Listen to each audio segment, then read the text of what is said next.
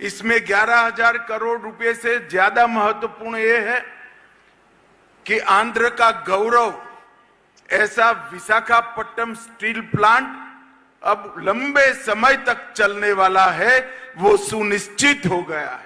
ఇక్కడ 11,000 కోట్ల రూపాయలు అనేది ప్రధానం కాదు.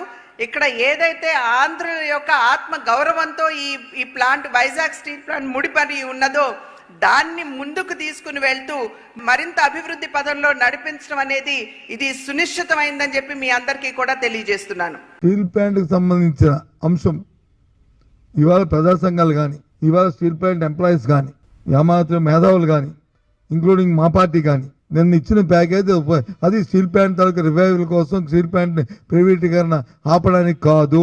ప్రైవేటీకరణలో భాగమైన విషయాన్ని నిన్న రోజున ఇచ్చిన దీంతో కలిపి తిప్పాను.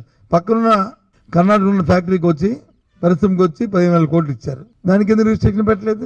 ఎస్టాబ్లిష్ ఛార్జీలు ఖర్చు పెట్టుకోవచ్చు, ముడి సరుకులు కొనుక్కోవచ్చు, దాన్ని ఇంప్రూవ్ చేసుకోవడం దేనికైనా పెట్టి. దీంట్లో ఏమి ఇచ్చారు? ఓన్లీ లయబిలిటీస్ మాత్రమే మీరు మీట్ అవ్వడానికి ఇచ్చారు. ఎందుకు ఇచ్చారు? మరి డే టు డే యాక్టివిటీకి సంబంధించిన శాలరీస్, ఎస్టాబ్లిష్ ఛార్జెస్ ఇవన్నీ ఎక్కడి నుంచి మీట్ అవుతారు?